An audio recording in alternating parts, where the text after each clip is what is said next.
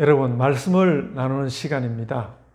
마음을 편안하게 하시고 예배당에 성도들이 가득한 것처럼 느끼시고, 그래서 편안한 마음으로 하나님 말씀 가운데 함께 나아가기를 원합니다.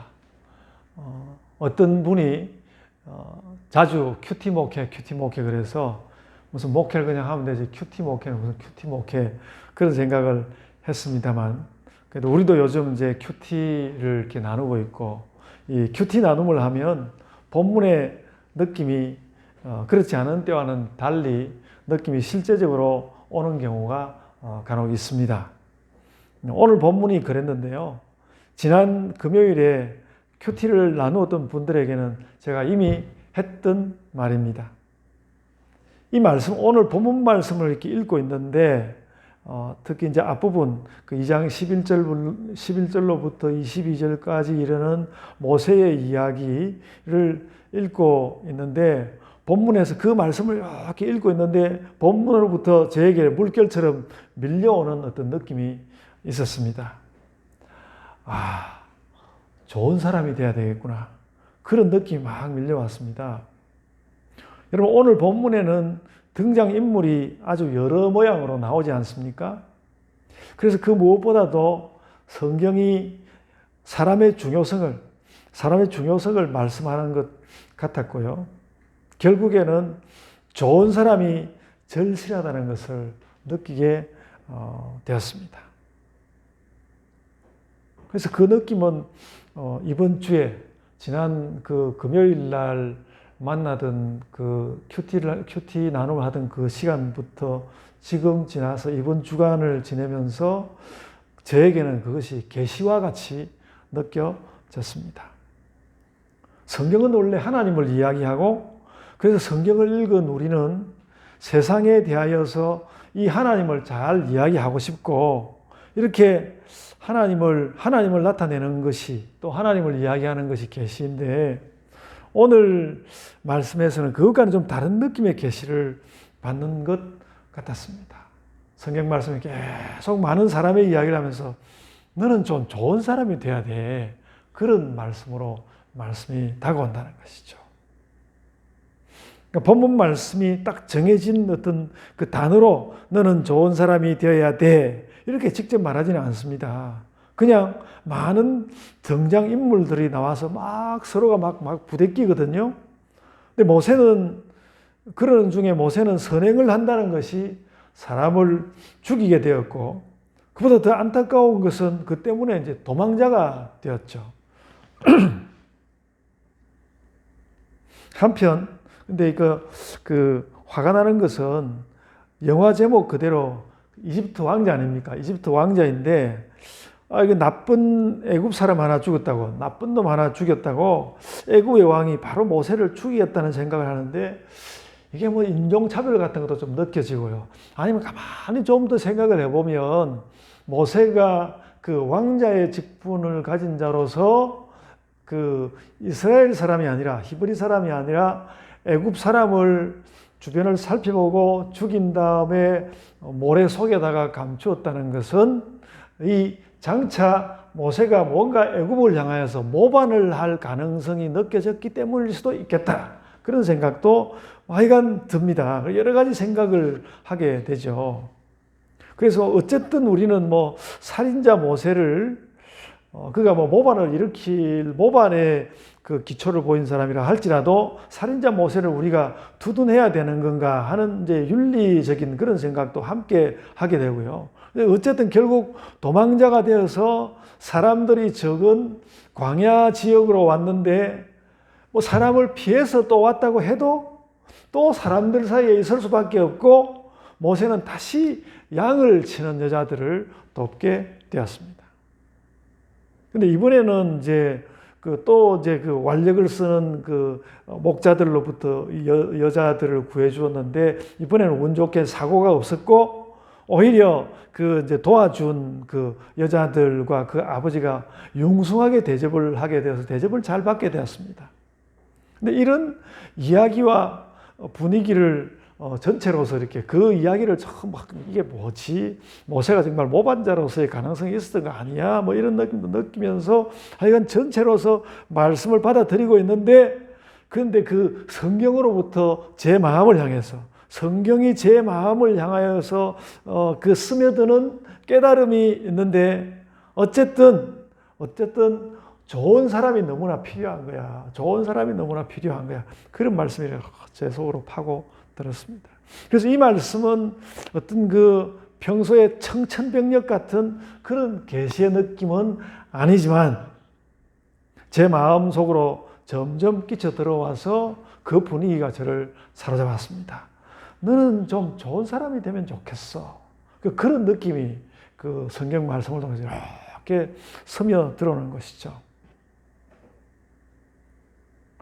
여러분, 이런 생각이 아무 생각 없이 그냥 성경을 읽는데도 들어오는 그런 생각은 아니지 않습니까? 너는 좀 좋은 사람이 되면 좋겠어. 그 느낌이 정말 우리 가운데 깊이 스며들기만 한다면 우리는 오늘 본문에서 그 어떤 때보다도 하나님 형상이 무엇인지 진하게 느낄 수 있습니다. 오늘 막 사람들끼리 막 부대끼는 그 상황을 보면서 하나님께서 나를 향해서 넌 좀 좋은 사람이 되면 좋겠어. 그렇게 하나님께서 나에게 훅 들어오는 것이 느껴진다면 거기에서 우리는 하나님 형상을 느낄 수 있다는 것이죠. 너는 좋은 사람이 돼야 되고 이것이 바로 하나님 형상이야. 너는 좋은 사람이 돼야 돼. 제가 지금 그래서 이 말이 조금이라도 어려운 말이 될까 봐서 굉장히 걱정하면서 이 말을 하는데요. 여러분, 표면적으로 드러난 말 모두가 합쳐지고 그것이 또 이제 모세가 살아가는 그 삶의 분위기가 되고 사람들과의 만나는 그런 분위기가 되어서 그래가지고 성경의 모든 인간론을 대변할 만한 이야기가 우리 안으로 스며들어온다는 것입니다. 너는 좋은 사람이 돼야 돼. 그러니까 성경이 뭐 인간에 대해서 인간론 이래가지고 인간의 뭐 3분설, 2분설 뭐 또 하나로 뭐 뭉쳐 통합설 뭐 이런 것이 있고 인간론에 대해서 많은 이야기를 하는데 그런 모든 인간론보다도 그런 많은 인간론보다도 성경이 정말로 이 긴 성경의 그 계시의 역사 가운데서 우리에게 할 수 있는 한마디 말, 넌 좀 좋은 사람이 돼야 되겠어. 이게 얼마나 굉장히 중요한 계시의 말씀입니까? 여러분, 이 말씀이 계시로 느껴지십니까? 이런 여러분은 막 이렇게 아멘, 교회가 막 떠나가도록 아멘 이렇게 해야 우리도 순복음교회처럼 부흥을 하죠. 계시로 느껴지십니까? 그러면 아멘 이렇게 화답이 돼야 되는데 하여간 여러분 그렇습니다. 제가 무슨 큰 것을 이렇게 깨달은 것처럼 자랑하려고 하는 것이 아니라 여러분 이게 굉장히 성경이 우리에게 가르쳐 주려고 하는 굉장히 큰 이슈라는 것이죠. 우리는 이런 말씀의 도전 앞에서 이런 말씀에 너 좀 좋은 사람이 되었으면 좋겠어. 성경 말씀이 이렇게 확 다가올 때 내가 이런 말씀의 도전 앞에서 나의 생을 바꿀 수도 있습니다. 내 인생을 확 바꾸어 놓을 수도 있습니다. 그런 고백을 할 수 있기 때문에 우리가 기독교인이라고 불리는 거 아닙니까? 이거 굉장히 중요한 말씀이거든요. 여러분, 저는 오늘 보면은 이제 대학생들에게 과학을 가르치느라고 애를 많이 썼습니다. 뭐 종교와 과학 그래가지고 근데 그렇게 공부해본 우주가 공간은 말할 수 없이 크고 우리 정말 말할 수 없이 크고 시간은 말할 수 없이 길었습니다. 여러분 우주가 끝나려고 하면 뭐 10에 100성년 흘러가야 된대요. 뭐 헤아릴 수 없는 숫자입니다. 그리고 또 이제 우주가 크지만은 그 우주를 또 좀 깨닫기 위해서 우주 물질 세계를 뚫어 들어가면 미시 세계로 들어가다 아주 작은 세상으로 들어가는데 그 미시 세계로 들어가 보면요 우주가 이렇게 단순하기 짝이 없는 너무너무 단순한 거예요. 그냥 원자 핵이 있고 그 주변에 전자가 돌고 있는 그런 거라는 거예요. 단순하기 짝이 없었습니다. 그렇게 거시 세계와 미시 세계로 그렇게 크게 가봤다가 작게 가봤다가 그렇게 하면서 결국 그러면서 제 마음 가운데 그 공부하는 사람에게 남는 것은 우주의 신비이죠. 야, 정말 신비스럽구나. 정말 신비스럽구나. 근데 그렇게 신비스럽긴 한데 그 대단한 신비스러운 우주론에서 그래도 푸근한 하나님 은혜는 별로 안 느껴지더라는 거죠. 푸근한 하나님 은혜는 별로 안 느껴지더라. 근데 그러다가 오늘 모세의 이야기를 읽고 있는데 막 하나님 은혜가 물결처럼 밀려오면서 하나님께서 우리를 향해서 넌 좀 좋은 사람이 됐으면 좋겠어. 그렇게 그게 스며 들어오더라는 것이죠. 그래서 오늘 제가 금요일 날 저녁에 받았던 그 느낌, 지금도 그 느낌 그대로 가지고 여러분에게 말씀하고 있는데, 여러분도 그 느낌을 그대로 받았으면 좋겠습니다. 하나님께서 나를 향해서 너 좀 좋은 사람이 됐으면 좋겠어. 그러니까 이런 느낌은 성령께서 역사하셔야만 느낄 수 있는 것이죠. 성령께서 역사하셔야만 이런 계시를 이렇게 이해할 수 있는 것이죠. 계시로 주신 출애굽기 2장 11절로 22절의 그 말씀이 우리에게는 너는 좀 좋은 사람이 되었으면 좋겠어. 그렇게 들려온다는 것이죠. 그래서 여러분, 본문은 모세가 딱 그렇게 좋은 사람이라는 뜻은 아닙니다. 모세는 물론 특별한 좋은 특성을 가진 사람이긴 했습니다. 그는 연약한 사람을 보면 돕고 싶어하는 사람이었던 것이 분명합니다.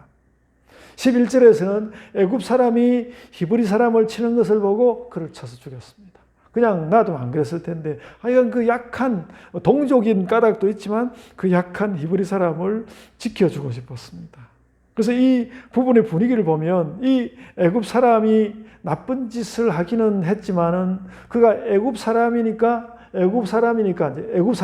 자기는 하여간 이 모세가 이집트 왕자이긴 해도 그가 히브리인 출신이라는 것이 이 애굽 사람들에게도 알려져 있었던 것 같아요. 정확하게 알 수는 없지만. 그래서 자기가 히브리인으로서 애굽 왕자가 된 사람인데 애굽 사람을 쳐 죽인다면, 만약에 그를 아예 그냥 애굽 사람이니까 저 사람 함부로 건드리면 안 되니까 그냥 두든지, 아니면 무엇인가 문제가 일어날 때 문제를 감당할 생각을 하면서 히브리 사람의 복수를 해주려면 완전히 끝장을 내든지, 괜히 어줍잖게 몇 대 쳐가지고 되돌아가서 저 애굽 왕자가 된 모세가 무슨 우리에게 모반할 마음을 가지고 이런 소문나고 이렇게 되면 안 되는 거거든요. 그래서 그냥 모른 척 하든지 죽여버리든지 그런 양자택일을 내야 되는 분위기에 서 있었던 것이죠. 오늘 본문을 가만히 제가 이번 주간에 이걸 다시 읽어보면서 그런 것을 느꼈습니다. 그래서 아주 특별한 결심을 해야 하는 순간이었고요. 그래서 12절을 보면 모세는 그래서 주변을 둘러봤습니다. 주변을 다 둘러보고 난 다음에 사람들이 안 보는 걸 보고 죽일 결심을 했습니다. 근데 이걸 폭로하는 이 히브리 사람도 참 나쁜데요. 그래서 오늘도 가만히 제가 유심히 봤는데 그 폭로한 그 사람이 보니까 둘 중에 나쁜 사람이었어요. 둘 중에 나쁜 사람, 그놈이 일찍 이거 봤던 거예요. 하여간 나쁜 사람. 그래서 나쁜 사람이 되면 안 되는 거, 좋은 사람이 돼야 되는 것이. 하여간 그렇지만 모세는 자신의 인간적인 범위 안에서 어쨌든 그런 선택을 하였습니다. 나쁜 사람을 죽였어요. 나중에 자기의 아내가 된 십보라와 그 자매들을 돕는 장면도 비슷합니다. 도망자라는 자신의 한계가, 그러니까 애굽에서 도망 나온 도망자인 것이 분명하지만 그래도 그는 또 여자들을 도왔습니다. 그냥 조용히 있어야 되는데 신분도 드러나면 안 되는데 여자들을 돕습니다. 사건은 그런 식으로 계속 이어져 가거든요. 그래서 오늘 성경 본문에 좋은 사람이 돼야 된다는 말은 한마디도 나오진 않는데, 그런데 말하자면 우리가 읽기에 따라서는 오늘 성경 말씀이 우리를 향해서 가슴이 철렁하면서 너 좋은 사람이 좀 돼야 돼. 그런 계시의 말씀으로 우리에게 울려 나온다는 것이죠. 하나님께서 나에게 좋은 사람이 되라고 하시는구나. 제가 요즘에 성경 읽다가 느꼈던 어떤 말보다도 이 말이 참 저에겐 실제적이고 참 정말 성경을 내가 이렇게 읽어야 되는 건데 하는 그런 생각을 해봤습니다. 그래가지고 제가 금요일 날 큐티 나눔을 하다가 같이 이렇게 사역을 하는 우리 조경희 전도사님이 딱 이렇게 눈에 들어와서 우리 조경희 전도사님에게도 내가 좋은 사람이 돼야 되겠다고 그렇게 말을 했는데 막 전도사님이 너무 좋아하는 거야. 너무 좋아. 막 박수를 치고 막 깔깔 웃고 너무 좋아해서 제가 속으로 좀 놀랐습니다. 사실 놀랐습니다. 야, 내가 그동안에 전도사님에게 좀 안 좋은 사람일 때가 좀 있었던 거구나. 그런 것을 느끼게 됐어요. 정말 얼마나 느꼈는지 모르지만 좀 그랬습니다. 제가 그런 걸 아주 심각하게 고려했다는 말은 아니고 그러니까 야 진짜 좋은 사람이 돼야 되는 거구나. 저에게도 중요하고 누구나 느끼게 하는 중요한 일인 것이죠. 그래서 그게 저에게는 하나의 계시의 적용인 셈이죠. 진짜 좋은 사람이 돼야 되는 거구나. 그 깨달은데 어제 저녁에 뭔가 사모님한테 제가 좀 까칠하게 굴었어요. 참 좋은 사람 되기가 참 어려운. 그래서 오늘 이 말씀을 가지고 이게 계시의 적용인데 좋은 사람이 되어야 하고 우리가 계시를 적용도 해야 되는데 오늘 이 말씀을 가지고 제 이야기는 잊어버리시고요. 제가 오늘 이 말씀, 이 출애굽기 2장 11절로 22절에 나오는 이 말씀을 가지고 여러분에게도 제가 도전합니다. 여러분에게도 도전합니다. 여러분, 좋은 사람이 되셔야 합니다. 좋은 사람이 되십시오. 오늘 계시의 말씀이 여러분에게 이런 도전을 하는 것입니다. 내가 좋은 사람이 될 수 없는 여러 가지 조건들을 마음 가운데 가지고 다니지 마시길 바랍니다. 나는 원래부터 좋은 사람이니까 나는 얼마든지 좋은 사람이 될 수 있는데 내가 좋은 사람이 될 수 없는 조건들이 너무 많아. 그래야 그 조건들을 하나 전부 다 마음에 품고 다니지 말라고요.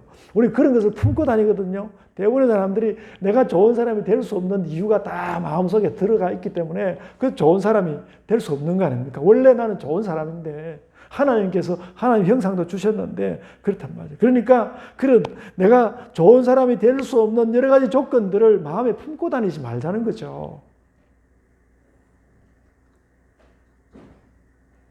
세상은 정말 그런 것을 피할 수 없는 것이 많습니다. 나쁜 조건 그 세상에 나가면 다 우리에게 스트레스로 다가오지 않습니까? 그런데 오늘 성경은 그런 것은 다 던져버려. 그런 거 다 던져버리라고 명하시는 것입니다. 그래서 그런 이제는 오늘 말씀 이렇게 출애굽기 읽으면서 그런 거 느꼈으니까 그런 변명은 좀 접어두고, 그런 변명은 좀 그만두고, 너는 그냥 좋은 사람이 되면 좋겠어. 그게 오늘 계시입니다. 제 눈에는 오늘 출애굽기 2장 말씀이 그렇게 보였습니다. 근데 여러분, 오늘 우리가 읽은 본문의 클라이막스는 따로 있습니다. 오늘 읽은 본문의 클라이막스는 따로 있습니다. 그 모세 인생의 전환기가 꽤 복잡하게 나왔는데, 그리고 그 복잡한 모세 인생 이야기를 통하여서 내가 좋은 사람이 돼야 되겠어. 그것도 읽었는데 그 이야기가 끝나기가 무섭게, 그 이야기가 끝나기가 무섭게 불쑥 하나님 이야기가 나오는 거죠. 불쑥 하나님 이야기가 나옵니다. 그리고 이것이 바로 이 하나님 이야기가 바로 오늘 본문의 클라이막스고요. 더 중요한, 더 분명한 계시입니다. 우리가 성경을 막 뒤틀어서는 안 되겠지만은 저는 바로 이 하나님 이야기에서 우리가 신비 가운데 늘 신비 가운데 접어두어야만 하는, 그래야만 했던 하나님 형상을 아주 선명하게 발견할 수 있었습니다. 이게 하나님 형상이구나. 이게 하나님 형상이구나. 그 이야기를 제가 좀 하려고 합니다. 제가 하나님 형상과 관련해서 11절에서부터 22절까지 사람 모세 이야기를 이미 했는데, 이제 23절로 25절에서 그 하나님 형상이 진짜 무엇인지를 명확하게 하는 말씀이 좋은 사람인데 어떤 좋은 사람인지, 이게 진짜 하나님 형상이야. 이 말씀이 여기 하나님 이야기가 절정이란 말이죠. 여러분, 오늘 본문 23절로 25절에 나오는 하나님 이야기의 요지가 뭡니까? 이 23절로 25절에 나오는 하나님 이야기의 요지가 뭡니까? 이유가 뭐가 되었든지 간에 하나님께서 이스라엘 자손들을 돌보셨다는 것입니다. 이스라엘 백성들을, 이스라엘 자손들을 돌보셨다는 것입니다. 25절에 이렇게 말씀했습니다. 하나님이 이스라엘 자손을 돌보셨고 하나님이 그들을 기억하셨더라. 이 기억했다는 이야기는 내내 잊고 있다가 이제서 기억했다는 그런 뜻은 아니고 늘 기억하고 있는 것인데 그 기억의 결과가 또 지금 나타나고 있다는 그런 말로 받으면 좋겠습니다. 우리가 오늘 하나님께 발견하는 것은, 우리가 그래서 오늘 이 출애굽기 2장 23절로 25절 이 말씀에서 하나님에 대하여 발견하는 것은 하나님이 절대 돌보신다는 것입니다. 그 백성을 절대 돌보신다는 것. 절대 돌보신다는 것. 신학적인 이야기를 많이 하려고 하진 않습니다만 하나님 그분은 원래 막 그 백성을 절대로 돌보시는, 전에 제가 그 탕자의 아버지 이야기 하지 않았습니까? 나는 그냥 너만 있으면 돼 그렇게 하듯이 하나님 막 나는 내 백성 무조건 돌보는 거야. 절대 돌봄이고. 그리고 그 하나의 모습을 조금 닮을 수 있으면 우리는 한계를 가진 돌봄으로, 좀 한계가 있지만 돌보면서 사는 것이죠. 그래서 모세가 보여줄 수 있었던 것이 그런 돌봄입니다. 그래서 모세의 돌봄이 아니라 하나님의 돌봄이 진정한 하나님 형상을 보여주는 것입니다. 그 하나님 형상은 물론 성경이 이렇게 큰데 다른 자리에서는 또 좀 다르게 조명이 되기는 해야겠지만 오늘 본문이 하나님의 형상에 대하여서, 인간이 가진 하나님의 형상에 대하여서 깨닫게 하는 깨달음은 매우 중요해 보입니다. 매우 중요해 보입니다. 구약 성경 최대의 구원 사건, 출애굽 사건이 지금 일어나려고 하는, 출애굽 사건이 지금 막 시작되려고 하는 점에 하나님께서 스스로 자신의 형상을 보여주시는데 그것은 바로 백성을 돌보는 돌봄이었습니다. 하나님께서 보여주시는 하나님의 그 형상은 바로 돌봄이었습니다. 그래서 오늘 본문 11절로 22절을 보면 모세의 인생 사건들로 다 뒤덮여 있고 우리도 그 이야기에 대해서 관심이 많고 무슨 영화를 만들어도 그 모세의 이야기가 막 가득하고 그 모세 이야기로 거듭하지 않습니까? 그런데 그 모세의 그 자극적인 인생 사건에도 불구하고 하나님이 모세를 안 쳐다볼 리도 없지만은 오늘 본문 22절로 23절로 25절에서 하나님에 대해서 말씀하는 거기에는 하나님께서 모세를 보셨다는 말 한마디가 없습니다. 그냥 고통당하고 있는 그 백성, 어려워하는 그 백성, 부르짖고 있는 그 백성, 고통 소리가 들리는 그 백성을 하나님께서 보시고 그들을 돌보시고 그들을 기억했다는 말씀으로 가득하다는 것입니다.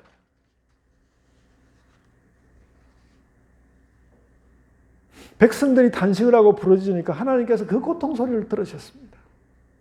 하나님은 모세의 극적인 사건보다는 고통받는 백성을 훨씬 심각하게 뚫어지게 그렇게 보고 계시는 것입니다.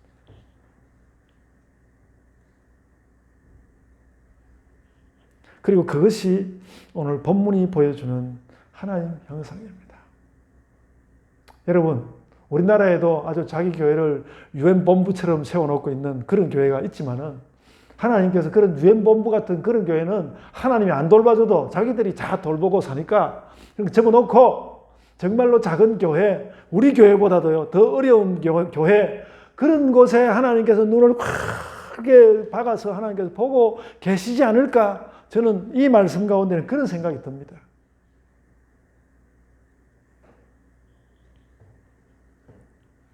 저는 기독교 교육 수업 시간에 늘 하나님 형상에 대해서 수업을 해왔습니다.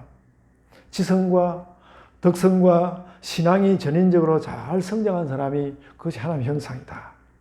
전 지금도 그 말이 맞다고 생각하거든요. 근데 오늘 본문은 그런 이야기 있는데 그런 거 다 접어두고 한마디로 요약해서 말하는 것이죠. 내 곁에 있는 사람을 혹은 또 멀리 있는 사람이라도 돌봄이 필요한 사람에게 돌봄을 제공할 수 있는 것, 그게 하나님 형상이야. 그게 하나님 형상이야.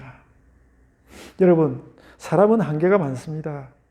우리가 지성이 부족할 때도 있고요. 또 때로는 많이 돌봐주고 싶은데 가진 것이 없어서 못할 때도 있고요. 이상하게 엇갈려서 돌보아주고 싶은데 그렇게 못하기도 합니다.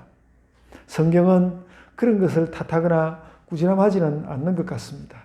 그러나 하나님께서는 언제라도 이스라엘 백성을 염두에 두고 있다가 그들이 필요할 때 그 기억을 꺼내서 그들을 돌봐 주셨습니다. 우리에게도 그렇게 하실 것입니다. 하나님 왜 나를 안 돌봐 주시는 걸까? 그렇게 생각하지 마시고요. 하나님께 정말 나를 돌봐 주신 때도 있을 것이고 지금도 어떻게 돌보고 계실 것이라는 것을 이렇게 찾아보시기를 바랍니다. 여러분, 하나님께 우리를 하나님께 견주는 것은 어렵지만 오늘 본문에서는 확실히 모세의 돌봄과 하나님의 돌봄이 평행으로 나오거든요. 모세의 돌봄이 앞에 나왔고, 사람을 죽이면서까지 그 모세가 사람을 돌보는 것이 나오고, 하나님께서 백성을 돌보시는 것이 평행으로 나오는데요. 모세는 한계가 있었고, 하나님 돌봄은 절대적 돌봄으로 등장합니다.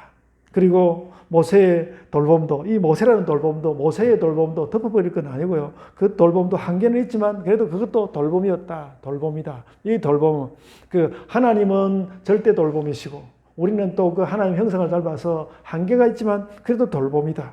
그런 것을 보여주고 있는 것입니다. 그래서 너희가 정말로 나의 형상, 하나님의 형상을 정말로 원한다면, 너희가 정말 하나님의 형상을 원한다면 너희가 이것 하나를 좀 잘 살펴봐라. 이거 하나를 좀 잘 살펴봐라. 나는 정말 내가 만나는 사람들을 돌보는 마음으로 살아가는가. 늘 사람들을 만나서 잘 아느라고 해도 늘 하는 것이 나를 돌보고만 있는 거 아닌가. 늘 나만 돌보고 있는 거 아닌가. 진짜 어려운 그러나 실제적인 질문입니다. 오늘 말씀은 우리에게 그것을 요청합니다. 여러분, 저는 오늘 이 말씀을 아주 철학적으로도 이야기할 수 있는 방법이 있습니다. 그러나 복잡할 것 같아서 하지 않고요. 단지 하나님은 돌봄으로 그 모습을 드러내셨고 주인공 모세에게도 정말 문제는 돌봄이었습니다. 돌봄이었습니다. 그리고 우리에게도 돌봄이 문제라는 것이죠. 우리에게도 돌봄이 문제다. 그래서 우리는 무례합니다. 나는 돌봄의 사람인가? 나는 돌봄의 사람인가? 오늘 본문은 우리에게 그 질문 묻는 것입니다. 나는 돌봄의 사람인가? 그래서 여러분, 그렇지 못했던 우리에 대한 우리 반성도 중요하지만 더 중요한 것은 성경이 오늘 우리에게 그렇게 말씀한다는 것입니다. 너는 돌봄의 사람이 되어라. 그것이 하나님의 형상이니라. 그래서 계시의 말씀은 원래 군소리 잡념 없이 그대로 받아들여서 살아가라는 말씀이 계시의 말씀 아닙니까? 그래서 여러분, 우리가 그렇게 삽시다. 돌봄의 사람으로 살아갑시다. 돌봄의 마음을 가득히 하여서 돌봄의 삶을 살아갑시다. 우리 인생 가운데서 하나님 형상을 우리가 얻는다는 것은 신자로서 절대절명의 과제인데 우리는 돌봄으로 완성할 수 있다. 그래서 여러분, 천국의 문턱에서 우리가 용서받는 죄 용서는 우리 주님 예수 그리스도께서 주실 것이지만 어쩌면 우리는 바로 그 천국의 문턱에서 너는 어떤 돌봄의 삶을 살았니? 그거에 대해서 예수께서 내놓으라고 물으실지 모른다는 그런 생각도 저는 해보았습니다. 돌봄의 사람으로 살자. 그래서 여러분, 결단합시다. 우리 교회도 여러분의 삶도 돌봄으로 빛나야 되겠다. 돌봄으로 빛나게 되기를 소원합니다. 아멘. 자, 기도하겠습니다. 주님, 은혜를 감사합니다. 저희가 좀 좋은 사람이 되고 싶습니다. 그리고 그 좋은 사람 중에서도 내 가까이에 있는 사람을 돌보고 또 좀 멀리서도 불쌍한 사람, 어려운 사람, 고통을 외치는 사람을 돌볼 수 있는 그런 사람으로 살고 싶습니다. 모세가 그런 모습을 보여주고 하나님께서 절대적으로 그것을 보여준 것을 저희들의 말씀 가운데 발견하면서 주님, 저희가 이 말씀대로 한번 살아보겠습니다. 그런 결심을 오늘 다 같이 나누기를 원하오니 온 예본교회에 좋은 사람이 가득하고 저 교회에 좋은 사람이 가득한 저 교회라는 그런 이야기를 들을 수 있는 우리 예본교회로 서게 하여 주옵소서. 저희가 한 걸음 한 발짝 한 가지 행동들 한마디의 말들 그 모든 것을 할 때에 우리가 좋은 사람으로 말하고 돌보는 사람으로 일하는 자들이 되게 하여 주옵소서. 아버지 하나님, 저희를 받아주셔서 저희가 좋은 사람, 돌보는 사람으로 살게 하여 주옵소서. 감사하고 예수님 이름으로 기도드리옵나이다. 아멘.